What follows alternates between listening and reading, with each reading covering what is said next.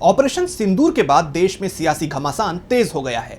BJP और कांग्रेस के बीच social media पर पोस्टर वॉर छिड़ गया है, जिसमें दोनों ही पार्टियां एक दूसरे पर तीखे हमले कर रही है। हाल ही में बीजेपी आईटी सेल के प्रमुख अमित मालवीय ने एक्स पर एक पोस्टर शेयर किया, जिसमें राहुल गांधी की फोटो को पाकिस्तानी सेना प्रमुख जनरल आसिम मुनीर के साथ जोड़ा गया। उधर कांग्रेस ने भी बीजेपी के हमले का जवाब देने में देरी नहीं की। पार्टी ने एक एडिटेड तस्वीर शेयर की, जिसमें पीएम नरेंद्र मोदी को पाकिस्तान के पूर्व पीएम नवाज शरीफ के साथ दिखाया गया।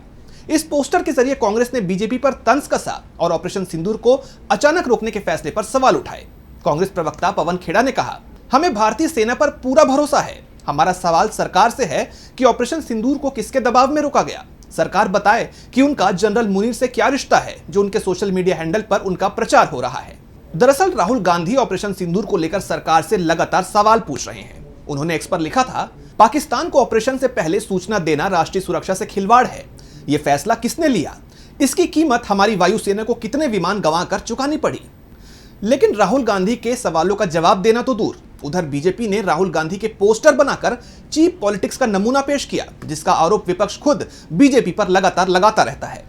अब यहां गौर करने वाली बात यह है कि राहुल गांधी नेता प्रतिपक्ष हैं। वो लगातार देश की सुरक्षा को लेकर सरकार से सवाल कर रहे हैं।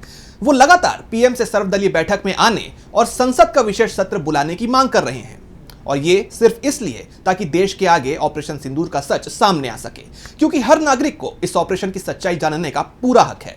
लेकिन सरकार इन सवालों को गंभीरता से ना लेते हुए नेता प्रतिपक्ष को पाकिस्तान के जनरल से कंपेयर कर और स्तरहीन पोस्टर्स जारी कर राष्ट्रीय सुरक्षा के तमाम सवालों से पल्ला झाड़ने का काम कर रही है। उधर कांग्रेस ने बीजेपी की ही तर्ज पर एक और पोस्ट किया, जिसमें पूर्व पीएम इंदिरा गांधी नरेंद्र मोदी को समझाइश देती हुई दिख रही हैं और वहां एक कविता लिखी है। कविता लंबी है, आप वीडियो पॉज कर इसे पूरा पढ़ सकते हैं।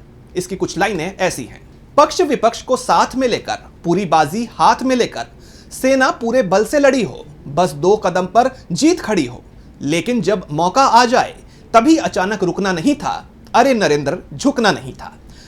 ये चीजें पढ़ने सुनने में तो बड़ी चटपटी लगती हैं, लेकिन 4 दिन पहले तक गंभीर तरीके से सवाल पूछने वाली कांग्रेस कहीं ना कहीं बीजेपी के ही स्तर पर आकर राजनीति करती हुई नजर आ रही है, जिसे वो खुद बीजेपी की चीप पॉलिटिक्स करार देती है।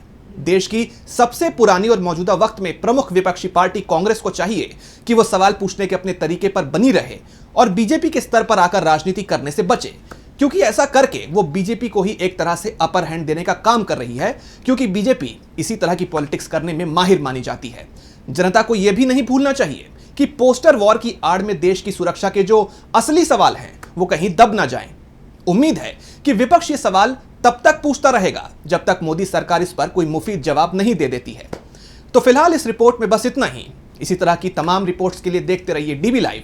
नमस्कार।